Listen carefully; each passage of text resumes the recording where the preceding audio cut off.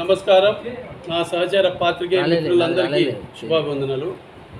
ముఖ్యంగా ఈరోజు ఈ ప్రెస్ మీట్ పెట్టడానికి ప్రధాన కారణం ఏమంటే, నేను నా సోదరుడు ఆనంద్ గురూజీ, అలాగే మిత్రుడు చలంబాబు అండ్ మరొక మిత్రుడు మధు మున్సిపల్ ఆఫీస్ వెనుక వైపు ఉన్న 416 సర్వే నెంబర్లో కబ్జా చేసినామని, కోర్టు పరిధిలో ఉన్నదాన్ని రిజిస్టర్ చేసుకున్నామని, ఓనర్ను భయభ్రాంతులకు గురి చేసి కొట్టి రాయించుకున్నామని, ఇలా సోషల్ మీడియాలో కొంతమంది పని కట్టుకొని మా మీద దుష్ప్రచారం చేస్తున్న దాని గురించి ఈరోజు ఖండిస్తూ ఈ ప్రెస్ మీట్ పెట్టడం జరిగింది. ముఖ్యంగా గత 35 సంవత్సరాల నుంచి చలంబాబు, 30 సంవత్సరాల నుంచి చలంబాబు, 35 సంవత్సరాల నుంచి మధు, 20 సంవత్సరాల నుంచి నేను జర్నలిస్టుగా ఉన్నాం. 15 సంవత్సరాల నుంచి ఆనంద్ యోగా గురువు ఉన్నాడు. ఈ రోజు వరకు మా మీద ఒక చిన్న మచ్చ లేదు. కానీ ఎప్పటి నుంచి స్టార్ట్ అయింది?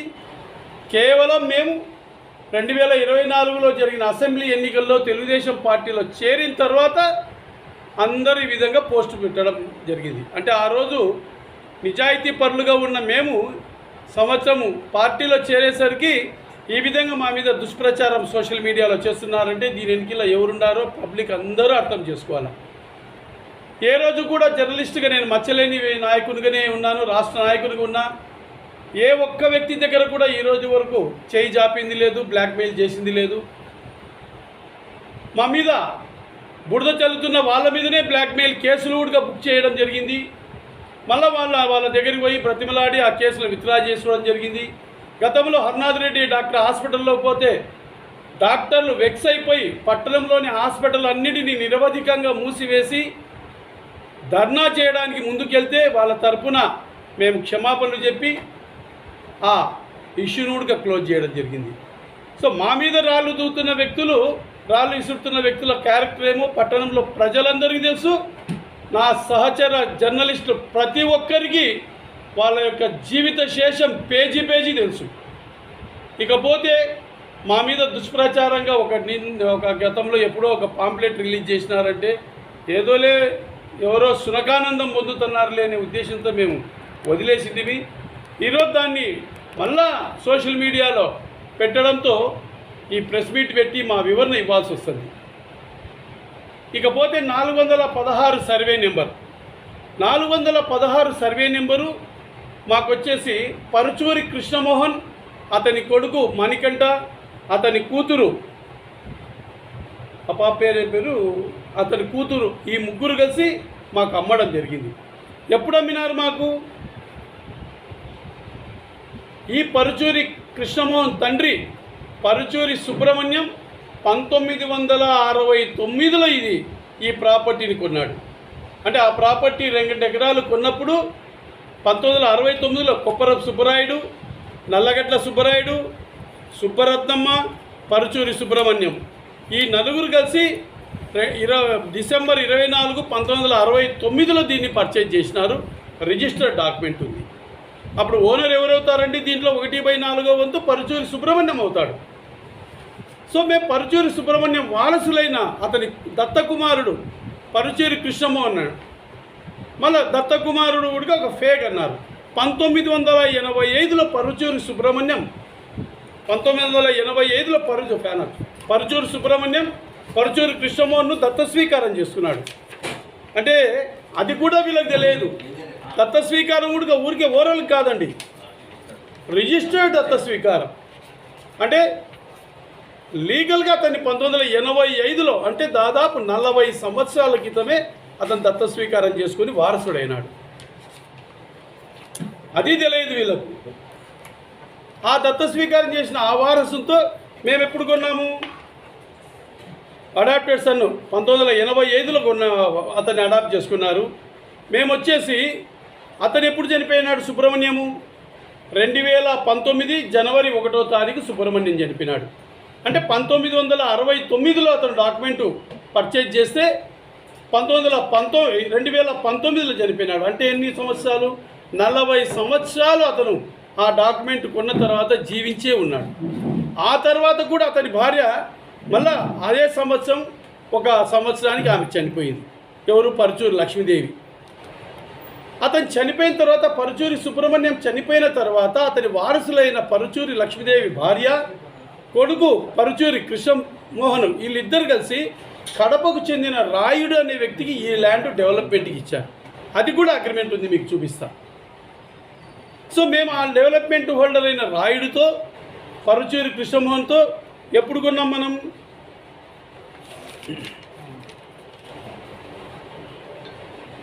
2021 నవంబర్ 26వ తారీఖు కొన్నామండి. అంటే దాదాపు 4.5 సంవత్సరాల క్రితమే మేము అగ్రిమెంట్ అయినాం దాన్ని. ఆ రోజు ఇచ్చి కొన్నాము. 75 లక్షల రూపాయలు కొనడం జరిగింది. 10 లక్షల రూపాయలు అడ్వాన్స్ ఇవ్వడం జరిగింది. ఆన్లైన్ అయిన తర్వాత రిజిస్టర్ చేసుకోవాలని చెప్తే ఆన్లైన్ ప్రాసెస్ కొంచెం లేట్ అయింది. అంటే ఇప్పుడు మా కొనుగోలు జరిగి 4 సంవత్సరాలు అయింది. కానీ ఈరోజు వీళ్ళు దీని గురించి ఇప్పుడు మాట్లాడుతున్నారు.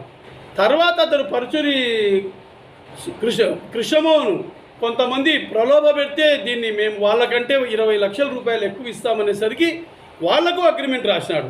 ఎవరు ఆ వాళ్ళు? The great Boggarapu Nagaraju.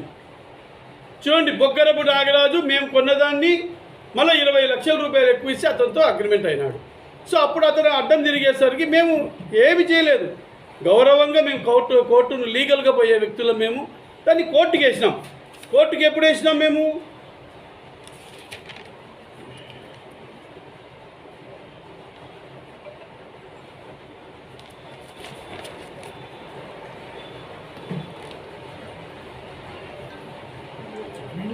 రెండు 2023లో వేసినాం. 2023లో మేము దాన్ని కోర్టుకి వేసినాం. OS 11/2023 అంటే 23లో మేము కోర్టుకి వేసినాం. 2 సంవత్సరాల క్రితమే మాకు అగ్రిమెంట్ అయ్యి అతను మాకు రిజిస్టర్ చేయడం లేదని చెప్పి కోర్టుకి వేసినాం. మేమేమి ఆ రోజు దౌర్జన్యం చేయలేదు. ఆ రోజు కూడా మేము ఎవరిని ఏమి ఇబ్బంది పెట్టలే. తర్వాత చేసినాము దీన్ని. ఈ ఎవరైతే ఈ సదరు బొగ్గరపు నాగరాజు ఒక అగ్రిమెంటు అతనికి ఆశ చూపించి అగ్రిమెంటు పుట్టించుకున్నాడో అతను రిజిస్టర్ చేసుకుంటాడనే ఉద్దేశంతో దాని మీద ఇంజక్షన్ ఆర్డర్ కూడా తీసుకున్నాం. IA 53/2023 హానరబుల్ కోర్టు మాకు ఇంజక్షన్ ఆర్డర్ కూడా ఇచ్చింది. ఎవరికి రిజిస్టర్ చేయొద్దండి ఇది అని చెప్పింది. ఇదే మళ్ళీ బొగ్గరపు నాగరాజు ఒక అగ్రిమెంట్ పుట్టించాడు. ఎవరు?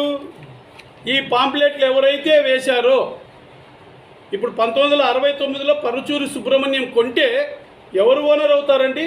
పరుచూరి సుబ్రహ్మణ్యం అన్న ఓనర్ అవుతాడు, లేక పరుచూరి సుబ్రహ్మణ్యం వారసులన్న ఓనర్లు అవుతారు. ఎవరండి? కోటా గురువయ్య. కోటా గురువయ్య వచ్చేసి ఈ పరుచూరి సుబ్రహ్మణ్యం కొన్న దాంట్లో సాక్షి సంతకం, ఇతను సాక్షి సంతకం కోటా గురువయ్య.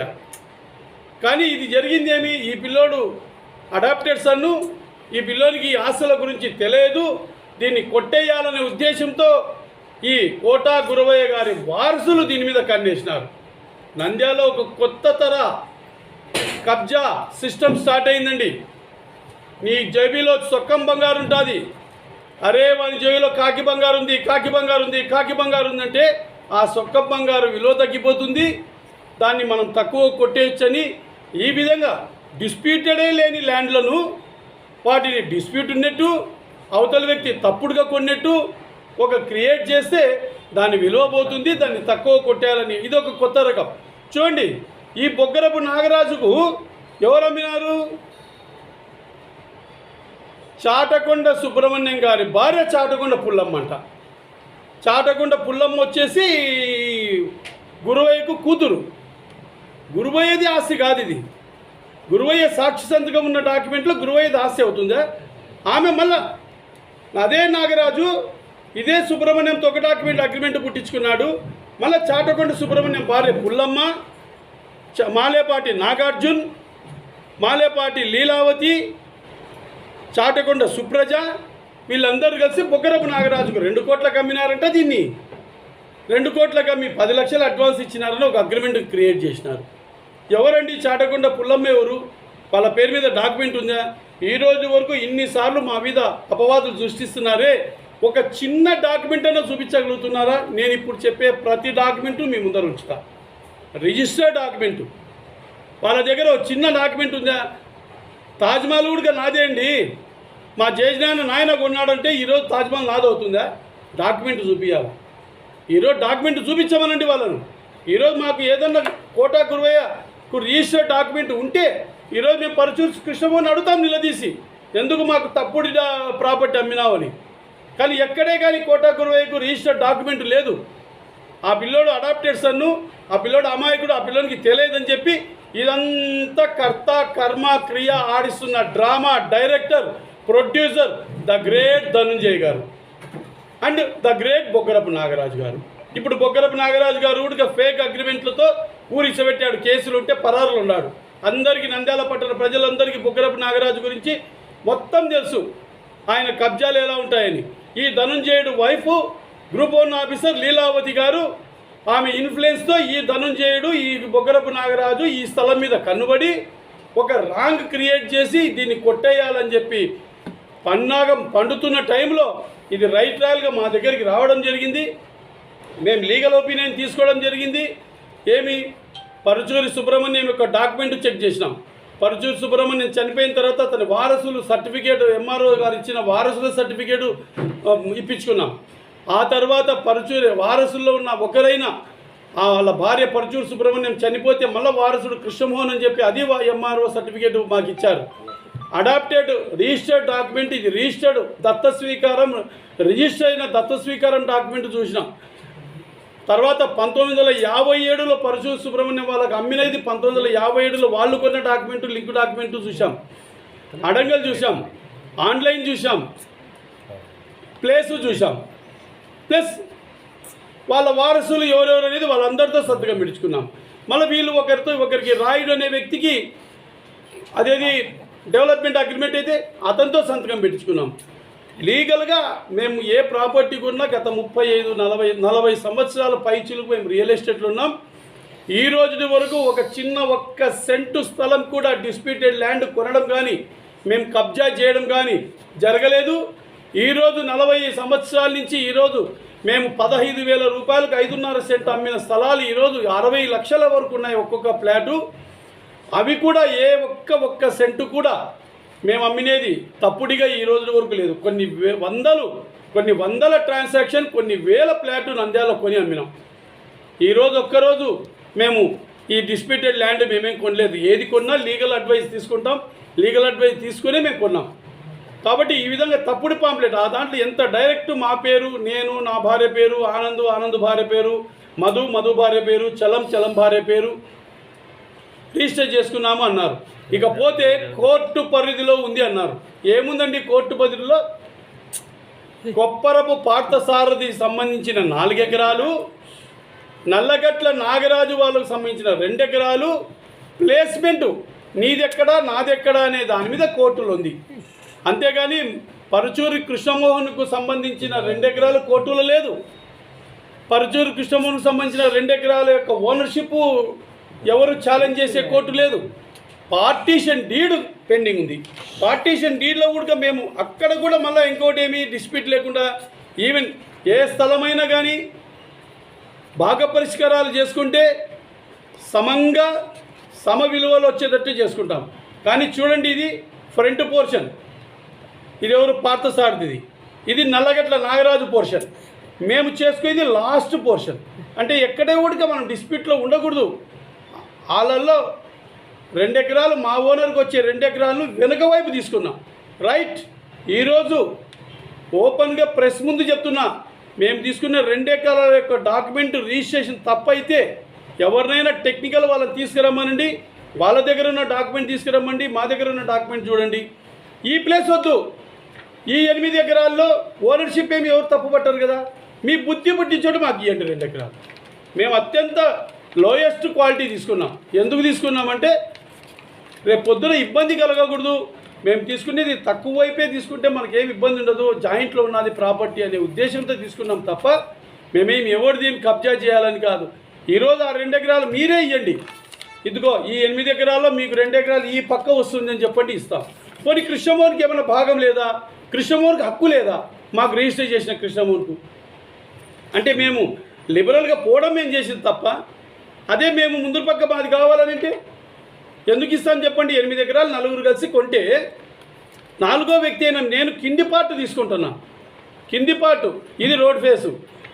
చూడండి, ప్రతి ఒక్కరికి రియల్ ఎస్టేట్ గురించి తెలుసు. ఇది రోడ్ ఫేసు, ఇది సెకండ్ ప్లేసు, ఈ కింది ప్లేస్కు ఇక్కడి నుంచి ఒక 30 అడుగులు రస్తా ఇప్పించుకొని మేము తీసుకున్నాం. ఆ 30 అడుగుల రస్తా కూడా మా ల్యాండ్లోనే కట్ చేసేటట్టు తీసుకున్నాం. ఇంత నిజాయితీకి తీసుకున్నాం తప్ప మేము ఎప్పుడు కూడా ఎవరి దగ్గర కూడా లేము. ఫస్ట్ రాయుడుకు వాళ్ళు పరుచూరి సుబ్రహ్మణ్యం, పరుచూరి కృష్ణమోహన్ వాళ్ళు రాయుడికి ఇచ్చిన ఇది ఒక అగ్రిమెంట్. దీన్ని బేస్ చేసుకొని మేము కొన్నాం. అదే ఇది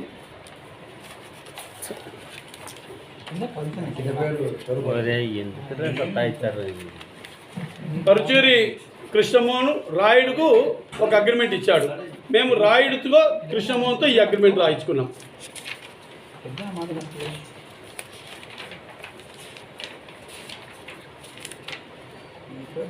(1985) పరుచూరి కృష్ణమోహన్ను దత్తస్వీకారం చేసుకున్న డాక్యుమెంట్ ఇది.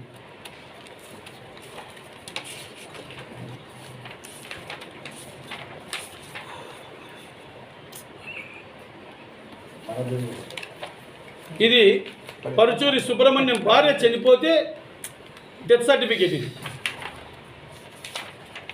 చనిపోయిన తర్వాత పరుచూరి సుబ్రహ్మణ్యం చనిపోయినప్పుడు పరుచూరి సుబ్రహ్మణ్యం కొడుకు భార్యకు లీగల్ ఎయిర్ ఇస్తూ ఫ్యామిలీ మెంబర్ సర్టిఫికేట్ ఇచ్చిన సర్టిఫికేట్ ఇది. వాళ్ళ అమ్మ చనిపోయిన తర్వాత పరుచూరి కృష్ణమోహన్కి వచ్చిన లీగల్ సర్టిఫికేట్ ఇది, ఫ్యామిలీ మెంబర్ సర్టిఫికేట్.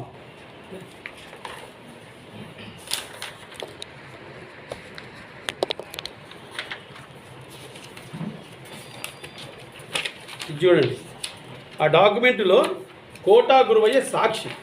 ఎందుకంటే అవి అప్పట్లో గొలుసు రాత ఉంటుంది కాబట్టి దాన్ని మేము ఇదిగోండి సాక్షి కోటా గురువయ్య సాక్షి అయితే కోటా గురువయ్య బిడ్డలకి ఎక్కడి నుంచి ఈ ప్రాపర్టీ చెందుతుందండి? కోటా గురువయ్య ఒక డాక్యుమెంట్లో సాక్షి. ఏదైతే పరుచూరి సుబ్రహ్మణ్యం 1969లో కొన్నాడో 416 సర్వే నెంబర్లో ఎకరా 95 సెంట్లు కొన్నాడో దాంట్లో కోటా గురువయ్య ఒక సాక్షి మాత్రమే.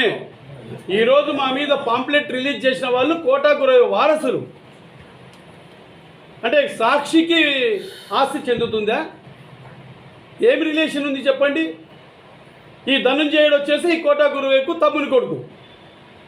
ఎవరు ఈ మొత్తం ఎపిసోడ్కు వెనకలుండి నడిపిస్తున్న డ్రామా ఆర్టిస్టు, డైరెక్టరు, ప్రొడ్యూసరు ధనంజయుడు. దానికి ప్రొడ్యూసర్గా నంద్యాలలో బొగ్గరపు నాగరాజు పేరు వింటేనే డిపార్ట్మెంట్ కానించి, రెవెన్యూ కానించి, పోలీస్ డిపార్ట్మెంట్ కానించి ప్రతి ఒక్క డిపార్ట్మెంట్కు ఆయన యొక్క లీలలు తెలుసు.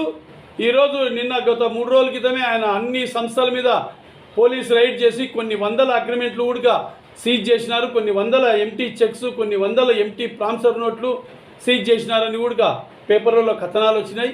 అటువంటి వాళ్ళు ఆమె లీలావతి జిల్లా ఆఫీసరు వీళ్ళందరూ కలిసి గూడు పుటాన్ని చేసి ఎకరా 95 సెంట్లు కొట్టేయడానికి ముందుకొస్తే నిజాయితీగా ఉన్న మమ్మల్ని తప్పుపడతారా? నేను ఈ పత్రికా ముఖంగా ప్రతి ఒక్కరికి నంద్యాల పట్టణ ప్రజలకు చేతులెత్తి నమస్కారం చేసి చెప్తున్నా, ఎవరే కానీ మీరు 416 నెంబర్ గురించి పోస్టింగ్ ఇస్తే అయ్యా మేము పోస్టింగ్ పెట్టాలంటే మీ దగ్గర ఉన్న ఎవిడెన్స్ ఇవ్వండి. కోటా గురువయ్యకు ఈ ఆస్తి చెందింది అని, లేదా కోటా గురువయ్య వారసులకు చెందిందని చెప్పి ఈ ప్రాపర్టీని మీరు మాకు ఇవ్వండి, అప్పుడు మేము పోస్టింగ్ పెడతామని చెప్పండి. ఎందుకంటే లీగల్గా పోయినప్పుడు సంబంధం లేని అందరి మీద కేసులు పెట్టాల్సి వస్తుంది. ఆ గ్రూపుల యొక్క అడ్మిన్ల మీద కేసు పెట్టాల్సి వస్తుంది. ఏమీ తెలియదు. ఆయన ద గ్రేట్ మాజీ విఆర్ఓ గారు మోహన్ రెడ్డి గారు దీన్ని పోస్ట్ చేస్తారు. ఏం చదువుకున్నాడు, ఒక ఉద్యోగస్తుడు. ఆయన కూడా పోస్టింగ్ చేస్తే ఆయన రెవెన్యూ డిపార్ట్మెంట్ గురించి తెలియదు. ఇదే పోస్టింగ్ పెట్టిన మాజీ విఆర్ఓ మోహన్ రెడ్డి గారికి ఓపెన్ ఛాలెంజ్ చేస్తున్నా. పోస్టింగ్ను పాంప్లెట్ను ఫార్వర్డ్ చేశావు. నువ్వు ఫార్వర్డ్ చేసిన దాంట్లో ఉన్న నిజాయితీగా ఒక్క డాక్యుమెంట్ నువ్వు సబ్మిట్ చేయగలుగుతావా? సబ్మిట్ చేయగలిగి లైవ్ డిబేట్ కూర్చుందామా? నువ్వు ఫార్వర్డ్ చేసిన పాంప్లెట్ ఎవరిదో ఆ పాంప్లెట్లో దానికి సంబంధించిన డాక్యుమెంట్ నువ్వు సబ్మిట్ చేయగలవా? నువ్వు ఒక రెవెన్యూ డిపార్ట్మెంట్లో ఉద్యోగాన్ని వదిలేసిపోయినావు. నువ్వు నీకు ఓపెన్ ఛాలెంజ్ చేసి చెప్తున్నా, ఫార్వర్డ్ చేసావు. దాంట్లో నువ్వు పిలిచు మళ్ళీ వాళ్ళను ఒక్క డాక్యుమెంట్ సబ్మిట్ చేయండి అని. నేను దానికి సంబంధించిన ప్రతి డాక్యుమెంట్ని మీకు సబ్మిట్ చేస్తా. ఓపెన్ డిబేట్ లైవ్లో కూర్చుందాం. 1 కోటి రూపాయలు నేను నంద్యాల మున్సిపాలిటీ డెవలప్మెంట్కి ఇస్తే ఇందులో మా తప్పు ఉందని చేస్తే మీరు కేవలం 1,00,000 రూపాయలు ఇవ్వండి. తప్పును ఒప్పుకొని కేవలం 1,00,000 రూపాయలు ఇవ్వండి. ఎవరైతే ఈ కోటా గురువయ్య వాళ్ళ దగ్గర రిజిస్టర్ డాక్యుమెంట్ ఉంటే, మీ దగ్గర ఏదైనా కోటా గురువయ్యకు ఈ ప్రాపర్టీ చెందిందని రిజిస్టర్ డాక్యుమెంట్ ఉంటే మీరు సబ్మిట్ చేయండి, పత్రికగా సబ్మిట్ చేయండి. ఇంతవరకు మళ్ళీ కోర్టులో ఎందుకు సబ్మిట్ చేయలేదు? మళ్ళీ మర్చిపోయాను. కోర్టులో ఈ కోటా గురువయ్య వాళ్ళు అక్క చెల్లెళ్ళు భాగ పరిష్కారాలు చేసుకుంటూ ఈ భాగ పరిష్కారంలో ఈ 416 నెంబర్ ఒకరికి వచ్చినట్టు ఒక డాక్యుమెంట్ క్రియేట్ చేస్తారు. ఎవరు సొమ్ముని ఎవరు భాగ పరిష్కారాలు చేసుకుంటారండి? పరుచూరి సుబ్రహ్మణ్యం, పరుచూరి కృష్ణమోహన్ వాళ్ళ ఆస్తులు కోటా గురువయ్య గారు బిడ్డలు భాగ పరిష్కారాలు చేసుకుంటారా? ఇది కబ్జా చేయడానికి గుడ్డు పుటాన్ని పెట్టేది కాదు. ఎవరు కబ్జాదారులు? ఒక దొంగ పరిగెత్తేదంట, వాడు పరిగెత్తు దొంగ దొంగ దొంగ దొంగ అంట ఎన్నికల్లో ఉన్న వీడిని వెంబడించుకుంటోళ్ళు వీడిని కాదనుకోనికే. కాబట్టి దయచేసి ఇటువంటి తప్పుడి మీరు పోవద్దండి. దీని మీద యాక్షన్ తీసుకుంటున్నాం. మేము లీగల్గా ప్లస్ పరునష్టం దావాలు వేస్తాం, డిఎస్పీ గారిని ఎస్పీ గారిని కలుస్తాం, సంబంధిత పోలీస్ స్టేషన్లో మేము కంప్లైంట్ ఇస్తాం. ఎవరెవరు దీని మీద మా మీద తప్పుడు ప్రచారం చేసినారో వాళ్ళందరి మీద ఖచ్చితంగా యాక్షన్ తీసుకుంటాం. ఆ తర్వాత పరుచూరి కృష్ణమోహన్ కోర్టుకు పోతే కొంతమంది పెద్దలు అతన్ని నచ్చేపినారు. తప్పమ్మా, నువ్వు అమ్మినావు, అమ్మిన తర్వాత నువ్వు వాళ్ళకి రిజిస్టర్ చెయ్యాలి అంటే అది కూడా ఎప్పుడు? బిఫోర్ ఎలక్షనే 4 నెలల్లోనే మళ్ళీ అతను మాతో కాంప్రమైజ్ అయ్యాడు.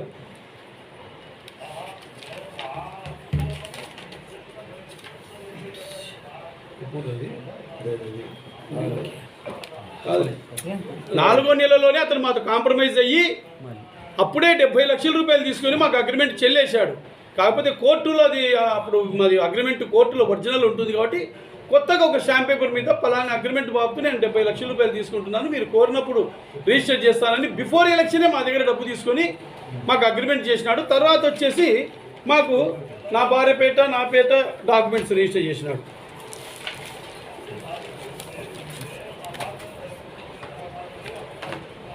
ఇదిగోండి, మేము అగ్రిమెంట్ అయినప్పుడు పరుచూరి కృష్ణమోహన్ ఒక్కడు ప్లస్ అతని యొక్క power of attorney agreement partner అయిన రాయుడితో రాయించుకున్నాం. కానీ బిడ్డ కొడుకు రాయలేదని ఆ బిడ్డ కొడుకు జరిగిన అంతా కొన్ని నెలలకే మళ్ళీ వాళ్ళు ఊడికి వచ్చి వాళ్ళ ఒప్పుదల అగ్రిమెంట్ ఇచ్చినారు. ఆ రోజే ఎప్పుడు ఇది ఇచ్చినారు? 25/7/21లోనే కూతురు కొడుకు ఇచ్చారు మాకు. ఏమని? మా నాన్న మీకు అమ్మిన దాన్ని మేము ఒప్పుకుంటున్నాం, ఆ రోజు మేము అందుబాటులో లేనందువల్ల మీ అగ్రిమెంట్లో మేము సంతకం పెట్టలేకపోతున్నామని 2021లో, ఈ రోజు మాట కాదు, ఈ స్టాంప్ పేపర్లు ఇవన్నీ చూడండి, కావాలంటే పోయి చెక్ చేసుకోండి ఇవన్నీ. ఇది రాయుడికి వాళ్ళు అగ్రిమెంట్ అయినది.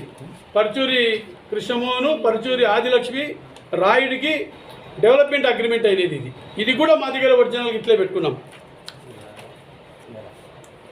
ఆ తర్వాత నా భార్య పేట డాక్యుమెంట్ పరుచూరి కృష్ణమోహన్ అతని కొడుకు కూతురు వచ్చి రిజిస్టర్ చేసినారు.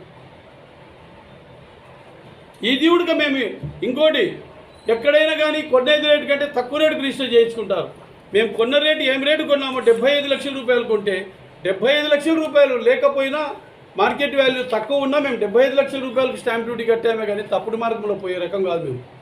ఆయన 75 లక్షల రూపాయలు మేము కొట్టి 75 లక్షలకు రిజిస్టర్ చేసుకున్నాం 10 సెంట్లు. ఇది నా పేట రిజిస్టర్ చేసుకునేది. ఏది తక్కువ ఉంది చెప్పండి? ఏ డాక్యుమెంట్ లేదు మా దగ్గర. అడంగల్లో మిగులు భూమి ఉంది, అప్పటికి ఆన్లైన్ కాలే. మళ్ళీ ఆన్లైన్ అంటే మళ్ళీ అతని పేరు కోటా గురువయ్య పేట ఉండొచ్చు కదా.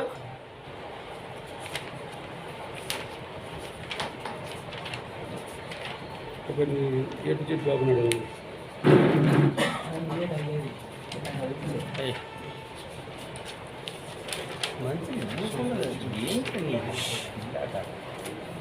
అంతే కదా, ఏముందంతే బాబు చెప్పేది. ఏడు జరిపోయి మళ్ళీ హీరో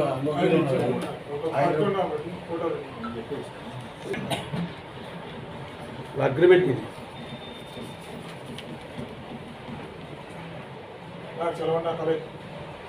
వాళ్ళ అగ్రిమెంట్ ఇది ఇది వాళ్ళు రాయుడికి అగ్రిమెంట్ అయినది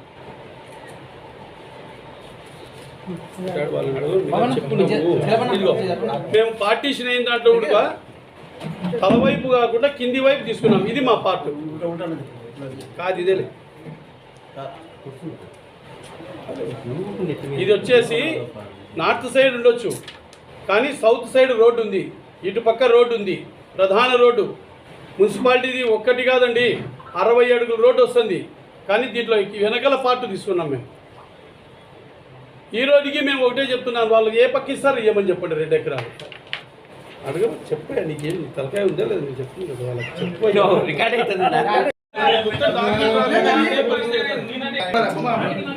ఇంకో విషయం చెప్పదలుచుకున్నా, ఈరోజు గత వారం నుంచి కీర్తిశేషులు కోటా గురువయ్య గారి కుమార్తె మాలెపాటి లీలావతి అని, మనవడు మాలెపాటి నాగార్జున కుమార్ పేరు మీద ఒక పాంప్లెట్ ట్రోల్ అవుతుంది.